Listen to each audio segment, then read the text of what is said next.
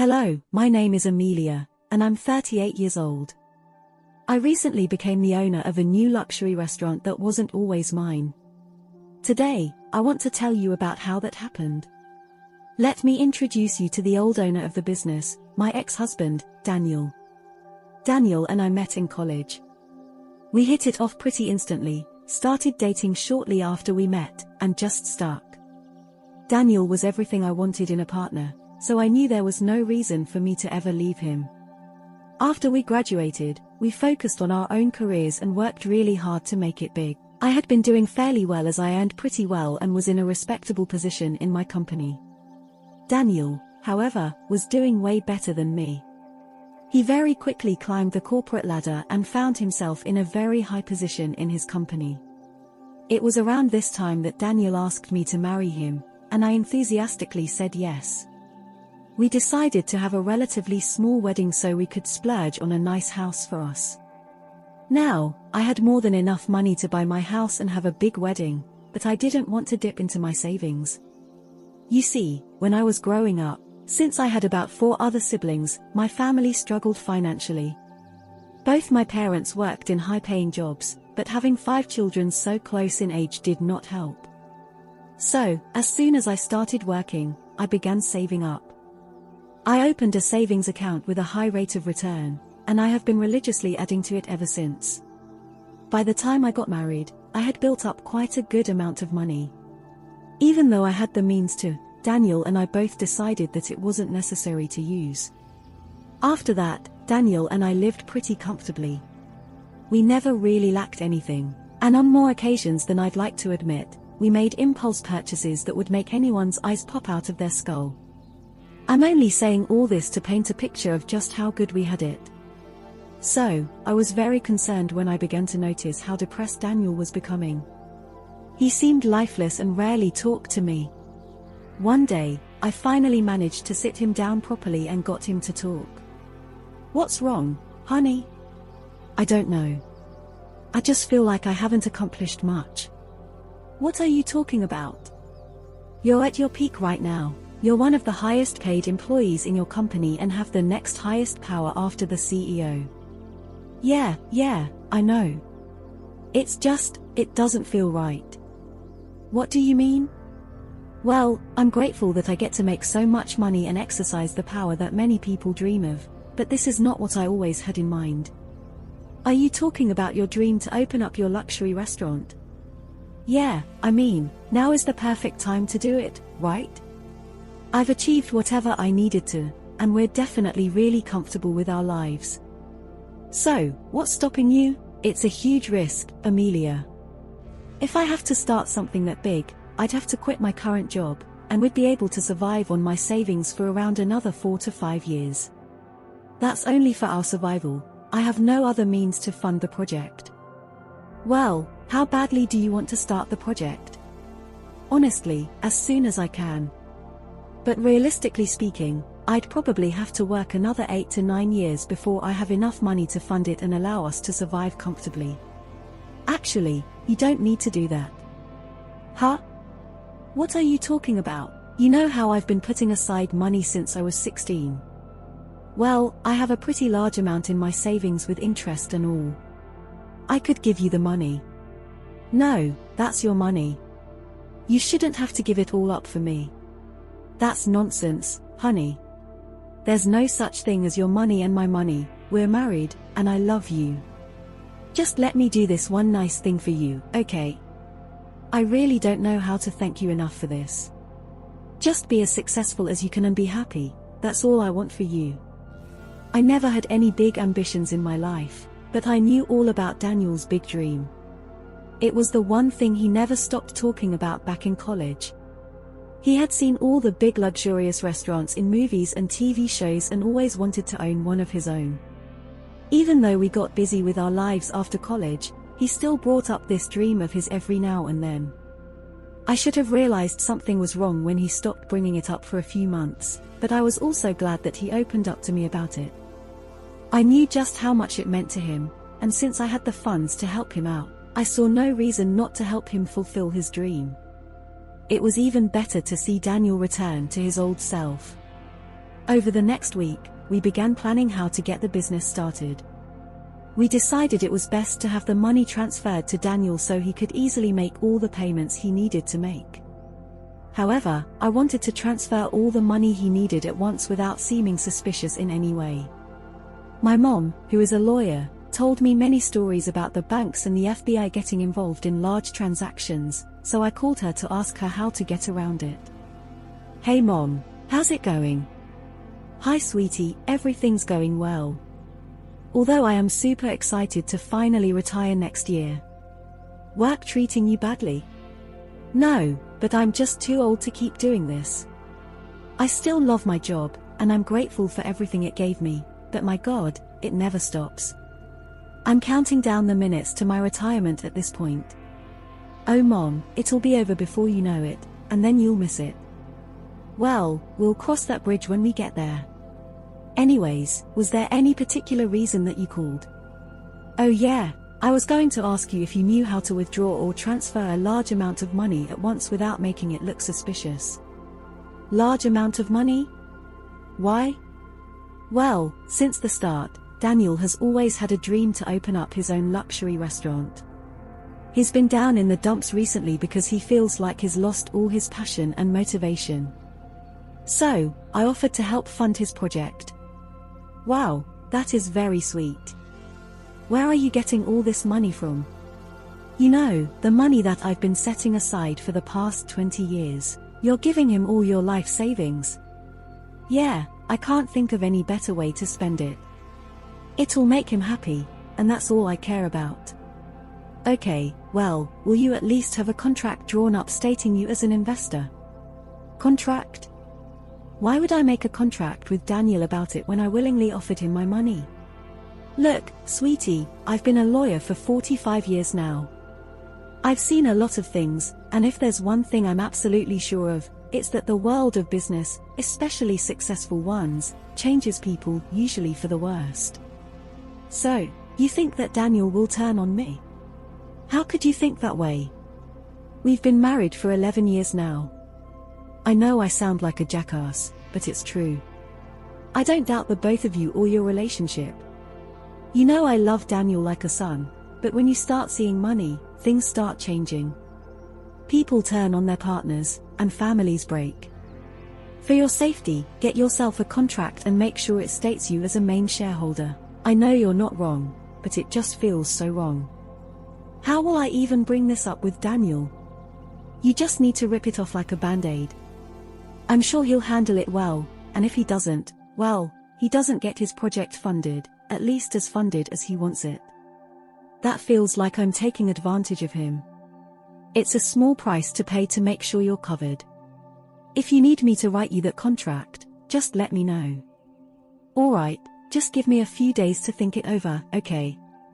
I hated that my mom was right. I hadn't even thought of it that way. I lost a lot of sleep over the next few nights because I didn't know what was right.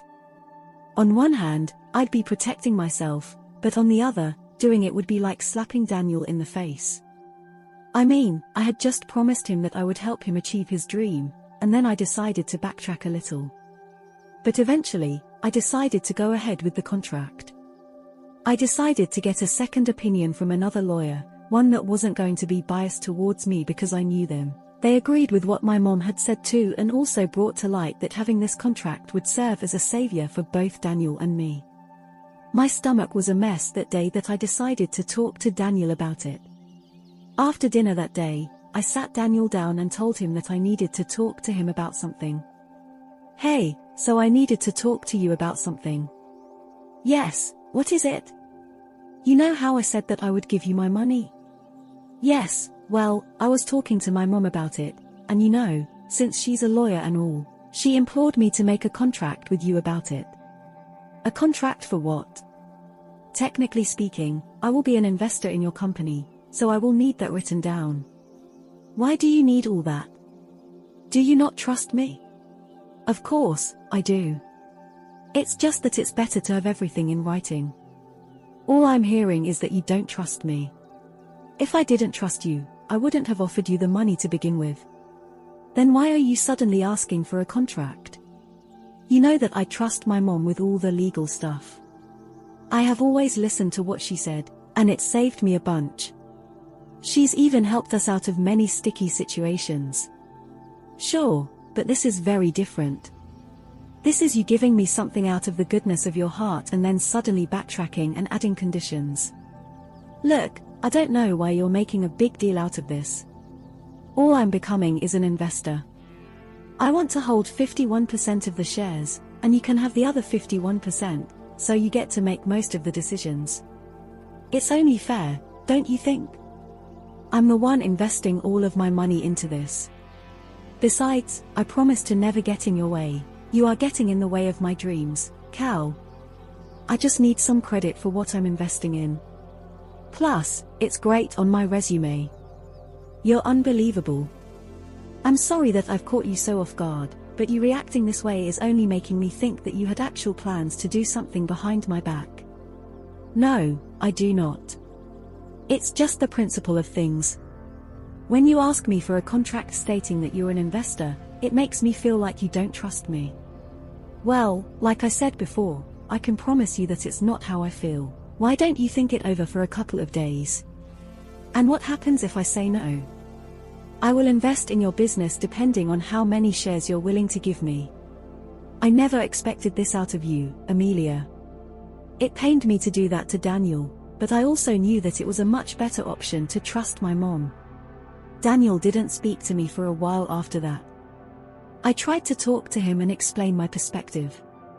I tried to reassure him that it wasn't a matter of my trust in him but just something that I was doing to ensure my security, which by extension became security for him as well.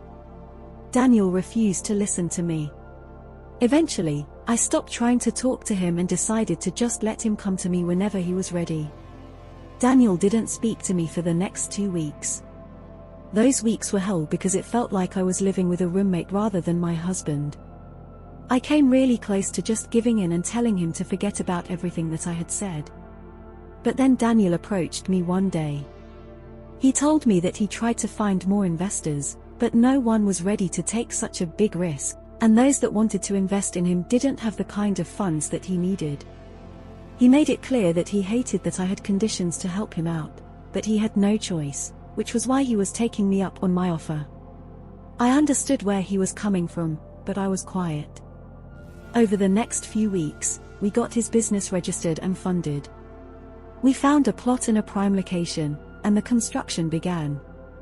The next few years were super stressful because we had a lot to supervise and approve, but all of that was worth it when I got to see the finished restaurant. It was beyond luxurious, it was something straight out of a movie, and I just knew that it was going to be a big deal. I had been really excited about the grand opening, but Daniel told me not to come because he didn't think I needed to be there. We had a small argument about it, but eventually, I gave in. I still don't know why I did, but I guess I was just hurt and angry. Daniel apologized profusely after he came back from the grand opening and worked hard to make up for what he did. He never gave me an actual reason for why he didn't want me there, but eventually, I just dropped the topic altogether. One day, Daniel came back home particularly happy. It had been about a year since the restaurant opened, and Daniel almost always came back home really tired and never in the mood to talk. So, to see him so happy was truly a surprise. I asked him what made him so happy. I cannot even begin to tell you just how well the business is doing. Just the other day, we had a bunch of famous actors and actresses stay there. I'm so glad that it's all working out well. Life finally feels colorful again. We also got glowing reviews about our food. I knew it was a good idea to take extra time to find properly trained chefs. That's wonderful, honey. I'm so proud of you for everything that you've achieved. You do deserve this and so much more. But when am I going to get into this famous restaurant of yours? You want to dine in it? Well, yes. I mean, I do want to see what all the buzz is about. I want to taste the good food and bask in the luxurious atmosphere. Oh, I don't think that's a good idea. What? Why? Look, let's be real honest with each other here. You're the furthest thing from classy. I don't want my business's image to tarnish because of someone who looks like you. Are you actually being serious right now? There's no need to get all upset about it. I'm only speaking the truth. Why wouldn't I get upset? I invested everything into this, only for you to tell me that I'm not welcome because I don't look like I belong there. I get a lot of high-profile clients, okay? And you know how the rich are. They're all snobby and believe that only they have certain things. If they see you dress like you usually do, my business will start to tank. You really are something, aren't you? What does that mean? You just showed me your true colors, and I'm going to make you pay for it. There's no need for any empty threats, okay? I'm simply doing what's best for my business. That is something you'll never understand, unfortunately. I was so angry that I was calm. I couldn't believe that my own husband thought so lowly of me. What had I done to him to deserve this view? All I could think about at that moment was how I had lost all the money that I had invested. It all felt so pointless to have even tried to support my husband when he thought I was not allowed to enter the restaurant based on something so superficial. I never even got to pocket any of the returns on my investments because that went straight into Daniel's pocket. That was something I was happy to give him because I was already earning enough for myself through my own job. It was not like Daniel spent that money on anything but the house anyway. But now, I needed to get it all back. I saw no reason for someone as ungrateful as him to own his dream. He must have forgotten just how his business came to be, because if he did remember it, he would never have treated me that way. I wanted revenge, and I knew just who to go for. I called my mom up after Daniel left the house to give me space to cool down. I told my mom everything that had happened and asked her if I could do anything. She told me that since I was the major investor and shareholder, I had total say in what happened in the business. No big decision could be made without my approval, and I also got to decide who owned the business. Armed with that knowledge, it was only a simple process of holding a board meeting with the rest of the shareholders and letting them know that there had been a change in ownership. Of course, I was asked why the sudden change, and when I explained what had happened, most of them looked shocked. Some of them even snickered at the absurdity of Daniel's actions. By the end of the meeting, all of them were on board with my plan. Then came the paperwork, which took a little while. I knew that everything had been done successfully when Daniel came back home one day fuming. He stormed into the house and began yelling my name really loud. He finally found me in our bedroom. "What the hell did you do? What are you talking about?" "Don't even. I just got called for a board of directors meeting, and I got told that I was no longer the head of the restaurant." "Oh, really? That's rough. How could you do this to me? You knew this was my dream. Some dreams are just not meant to be fulfilled. You threw me out, all because I told you that you weren't fit to sit in my restaurant. Tell me how you would have reacted if the tables were turned." "I would definitely not have done this because that would never have happened. I take great pride in how I look, and I make sure that I look the part wherever I go." "That's true, you do look very much like the loser you are. How did you even do this?" My. For someone who claimed that they knew what business was like, you sure don't understand how it works, huh? This has something to do with that stupid contract, doesn't it? Since I'm the major shareholder, I get to have a saying in the ownership as well. You insulted me, and I made you pay for it. If you think this business can run without me, you're sorely mistaken. I have created rapport with so many famous people that the business will crash the second they find out that I'm no longer in the picture. That's not something I'm too concerned about. I've heard all about your rapports. All you've been doing is irritating the guests and tailing them, all in the hopes of making it bigger. In fact, it's because of this that the business is starting to fall. Now, with you gone, I'm sure the business will soar again. Who are you even replacing me with? Me, obviously.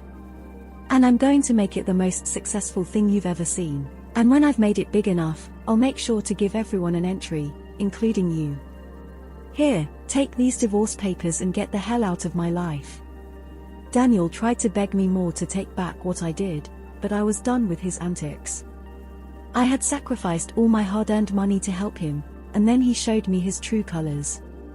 I was not going to let someone that selfish back into my life. Seeing the color drain from his face as he realized what he had done was the most satisfying thing that had ever happened to me. I took away the product of his hard work in the same manner that he had done to me. After that, a lot of things happened in rapid succession. First, Daniel tried to contest the divorce, but I let him have everything else he wanted but the business. He got the house, but the business was untouchable, as it was all mine. Then, I got a lot of Daniel's family members messaging and calling me to tell me what a horrible person I was. The old me would have been really upset by that, but if there was one thing that Daniel taught me, it was how to stand up for myself. I gave them all the truth and presented them with evidence of everything. That only led to Daniel getting ostracized by his family because he had apparently lied to them all and told them that I had stolen the business. They were disgusted with the way that he treated me, and they made sure he knew about it. Many of them reached out to apologize, and in return, I gave them discount coupons for the restaurant. I'm still healing from everything that Daniel put me through, but I'm also finally living freely. The restaurant's business is booming now that I've opened it up to a bigger demographic. I will forever be grateful to my mom for having much better hindsight than I will ever be able to have. But for now, I'm just going to enjoy the next chapter of my life to the fullest. In conclusion, Amelia successfully takes control of the hotel business, asserting her authority as the major shareholder. She stands up for herself against Daniel's disrespectful behavior, ultimately divorcing him and retaining ownership of the hotel. Amelia navigates challenges, including familial backlash, with resilience and honesty. The hotel flourishes under her leadership as she expands its reach to a broader audience. Finally free from the toxic relationship, Amelia embraces the next chapter of her life, savoring the newfound success and freedom. Dear viewers, thank you from the bottom of my heart for tuning in to watch the captivating story unfold on our channel. Your time and support mean the world to us. This tale of resilience, transformation, and triumph wouldn't be the same without your engagement. We appreciate each one of you who joined us on this journey. Your comments, likes, and shares inspire us to bring you more compelling narratives. We hope you found this story as enthralling as we did. Stay tuned for more content that sparks emotions, stimulates thoughts, and, most importantly, entertains. Thank you for being a part of our community. Your presence makes it all the more special. Warm regards, Insightful Tales.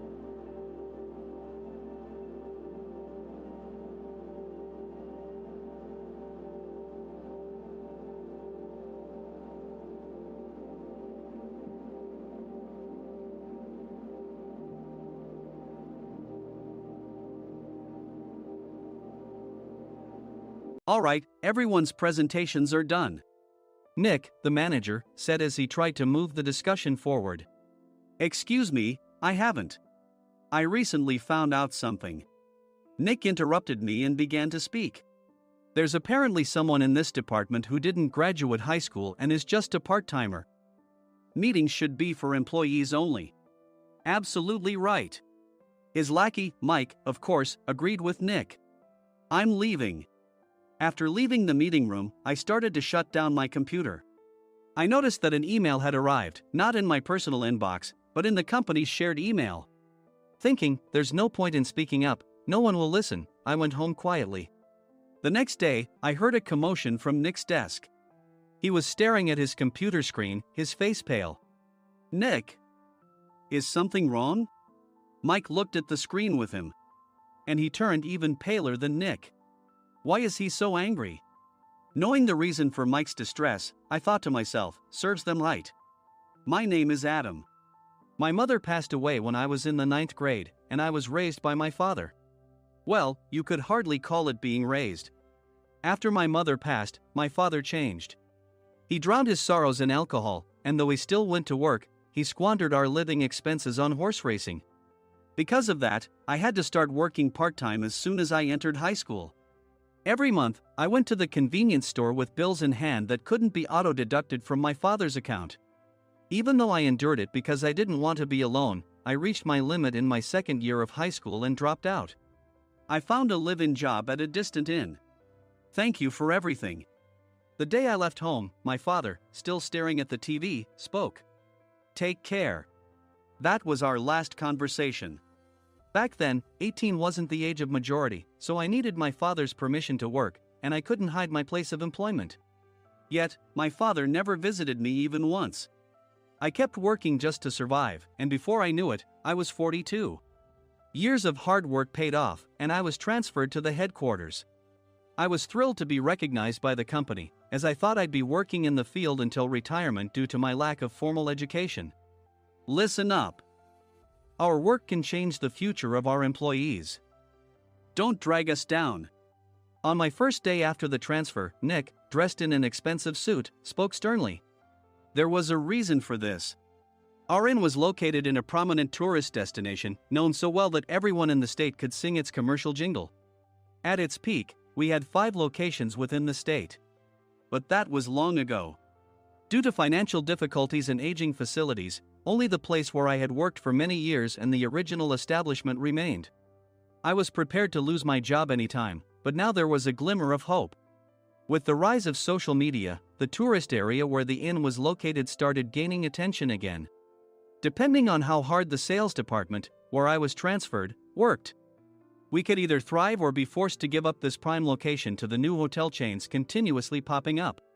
For Nick, who had switched careers from another industry to strengthen our sales, this was a battle he couldn't afford to lose. I understood why he had to be strict. "I will do my best." Nick sneered at my enthusiastic declaration. "Did you not hear what I said?" "I'm sorry." I thought I was listening carefully. Out of habit from years of customer service, I apologized reflexively, though I had no idea what had offended him. Someone was watching me with a smirk. In this department, there are those who are expected to excel and those who have been shoved here because they have nowhere else to go. You are the latter. It was Mike, the section chief. He's 7 years younger, at 35.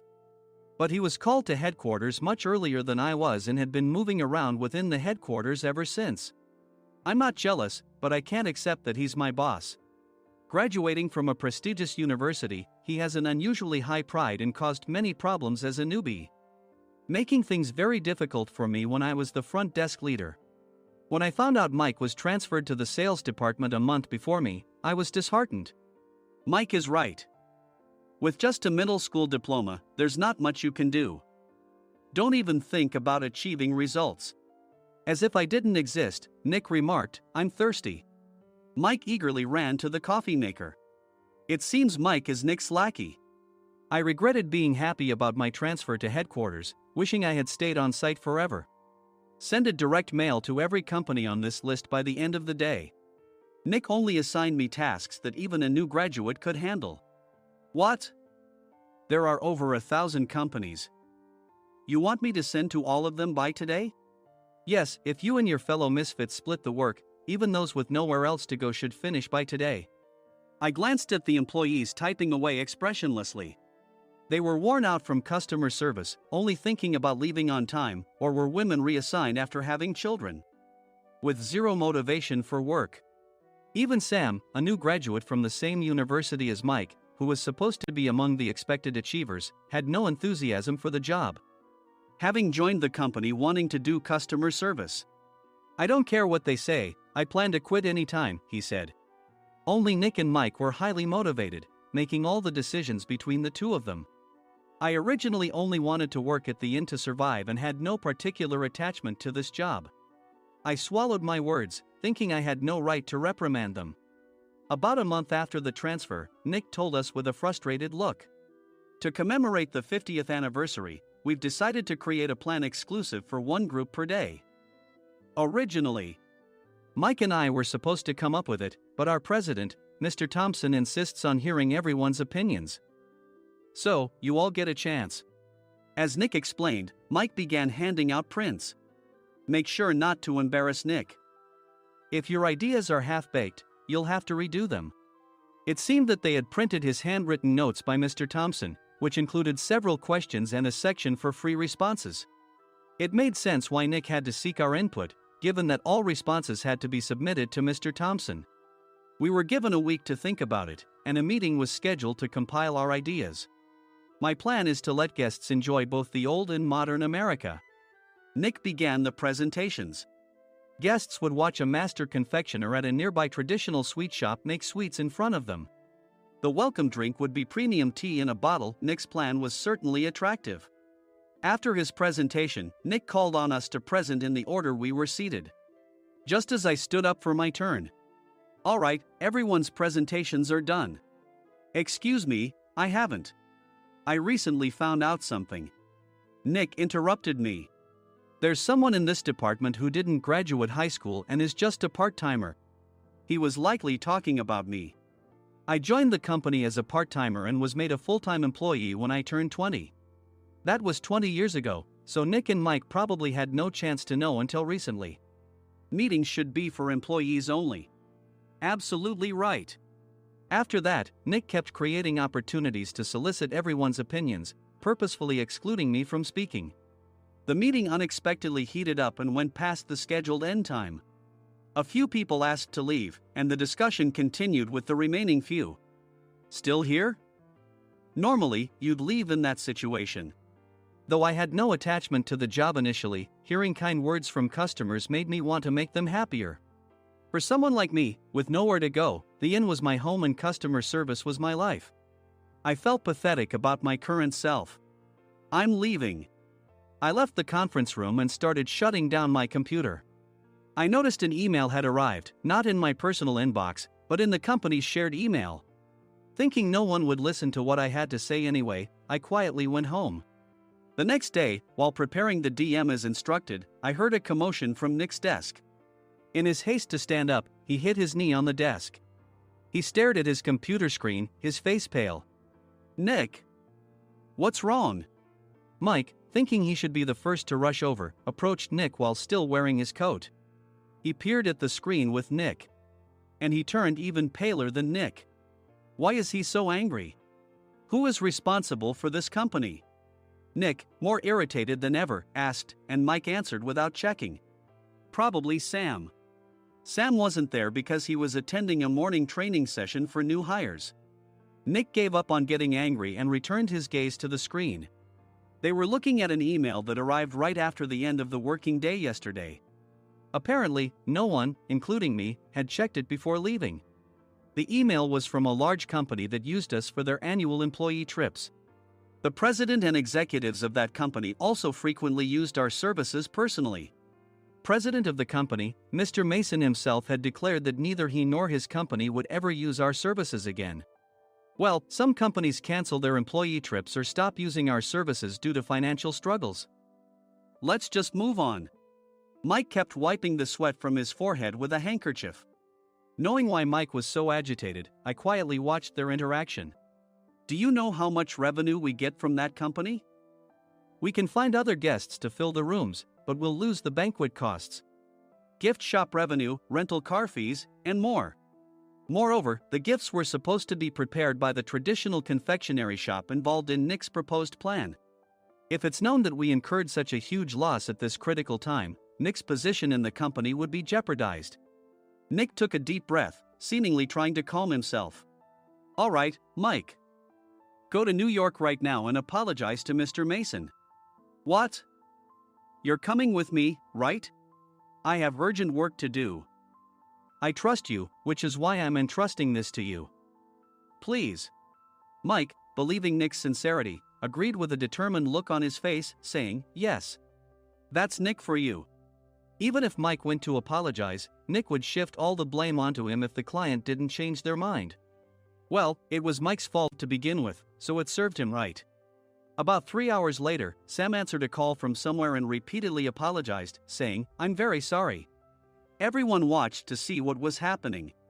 After ending the call, he informed Nick with a weary tone.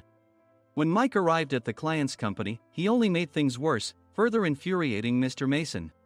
He was demanding, "Get his boss here immediately."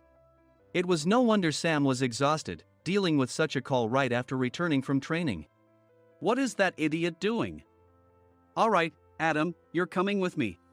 If sacrificing Mike didn't work, then I must be next." Normally, I'd want to refuse at all costs, but I saw an opportunity in this situation. If I can be of assistance, I'd be happy to join you. I immediately followed Nick, and we flew to New York. When we introduced ourselves at the reception, it became clear how serious the situation was, as the receptionist personally escorted us to the president's office. Angry voices leaked through the door, making both Nick and me uneasy. "Excuse me. I'm Nick, the supervisor.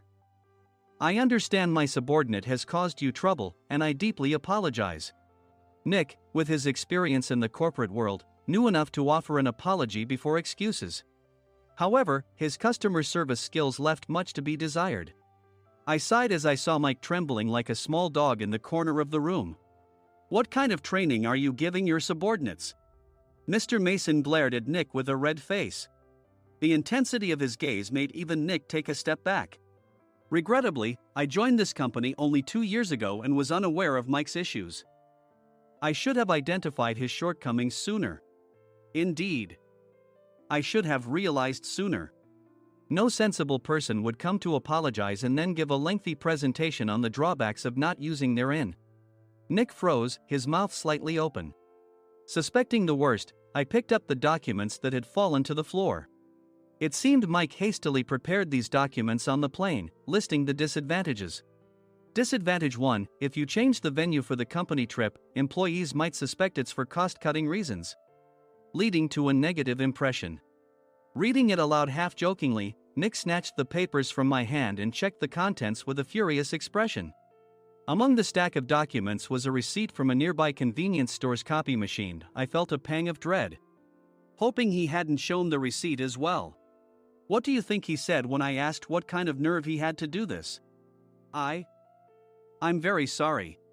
Faced with the dire situation, Nick must have thought there was nothing left to do but apologize. In a voice smaller than I'd ever heard from him, he uttered words of apology. He said, "I'm a Harvard graduate. I don't believe I said anything wrong." "Mike, what have you done?" Forgetting his plan to pin the blame on Mike, Nick yelled loudly, even in front of Mr. Mason. "I didn't do anything wrong." "You're still saying that? Look at him." Mike pointed at me with a shaking hand. "I was assigned to headquarters in my 20s and now I'm a section chief. This guy only made it to headquarters at 42. Everything I've done proves I was right. So why are we losing the contract?" Having said his piece, Mike collapsed to the floor. "Of course. You were sent there because you had nowhere else to go." Mike never expected to hear such words from someone he looked down upon. He lunged at me, and Nick hurriedly stepped in to stop him. "Mr. Thompson told me Mike is a quick thinker, and to take good care of him." There's no way he was pushed aside. "Don't make things worse here. He didn't say quick thinker, he said only quick-witted, didn't he?" I don't remember that part."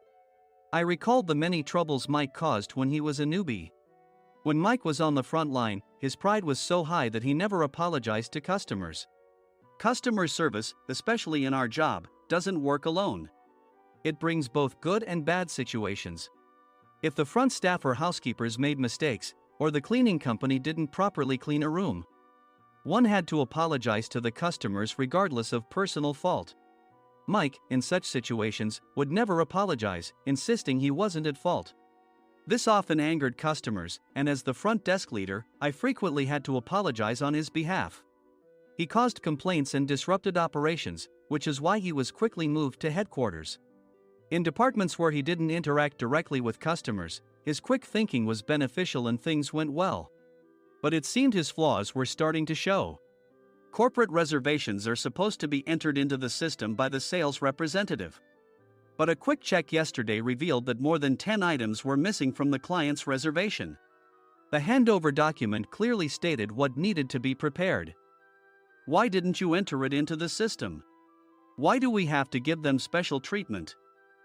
Filling rooms near the banquet hall, setting up all the food in advance. Specifying the brand of wine, they're too demanding. No wonder he always angered customers, I thought, feeling a headache coming on. Grouping them in rooms near the banquet hall is for our benefit too. It makes it easier for the staff to set up beds and serve breakfast since everyone's schedule is synchronized. As for the other requests, Mr. Mason suggested them to lighten our load. I didn't know that. Nick finally seemed to realize that Mike was the one who had angered the client. What did you say to them? I just told them we wouldn't give them special treatment anymore. We shouldn't waste effort on things that don't bring in money. I was utterly exasperated at his lack of understanding of customer service. Of course, we shouldn't comply with unreasonable demands. But carrying over successful practices from past stays makes customers feel remembered and enhances their experience. Good memories encourage repeat visits. That's part of our job. I looked down at Mike, who was sitting on the floor. In our job, nothing is a waste. Mr. Thompson likely moved you to the sales department, hoping you'd finally understand this.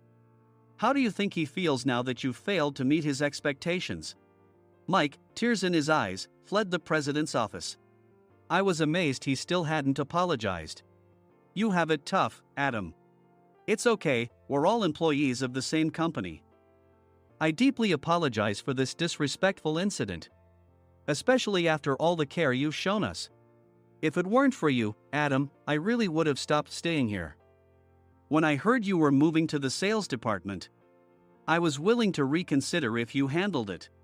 Seeing us talk so amicably, Nick's face contorted. Do you two know each other? Adam's service is excellent. I always requested him specifically. Normally, we don't accept specific staff requests, but we made an exception for Mr. Mason, adjusting my shifts accordingly. He had personally stayed at our hotel just before my transfer, and during casual conversation, I mentioned, I'm moving to the sales department soon. If I hadn't told him then, things could have been much worse. Please continue to take care of us. I look forward to it. On the return flight, Nick awkwardly offered me a can of beer. It's still working hours. Of course, I had no intention of forgiving him for a single beer. Nick might try to pin everything on Mike and avoid any consequences. While pondering this, a startling fact came to light. Nick, the tea bottles for the plan have arrived. I handed Nick a bottle labeled with our inn's name. They look good. What are you talking about? These are plastic bottles. I had assumed we would use the trendy, high-end bottling tea. But what arrived were ordinary plastic bottles of tea with customized labels. The only unique aspect was the label, which had the inn's name, making it look customized. Upon further investigation, I discovered that a substantial amount of money was set to be paid to the tea company. It was priced like bottling tea. Does this plastic bottle really cost $100 each? The tea inside is specially blended for us. The extra cost is for that. Wouldn't it be better to use another tea company? Or is there a specific reason we must use this one? As Nick continued to make excuses, I showed him a printed email. I informed the tea company's president, Mr. Mitchell, that we discovered irregular payments and he confessed. He said you two were high school classmates and planned to split the extra money. That idiot. Why did he confess? That's not important. You should worry about yourself, this could turn into a police matter. Opening the bottle cap, I suggested. How about calming down with this tea? It supposedly has a relaxing effect. Nick drank the tea frantically. In the following days, decisions were made about their fates. Mike was reassigned to the General Affairs Department, with no chance of transfer or promotion, as per Mr. Thompson's orders. As for Nick, since the payment to the tea company hadn't yet been made, he narrowly avoided legal trouble.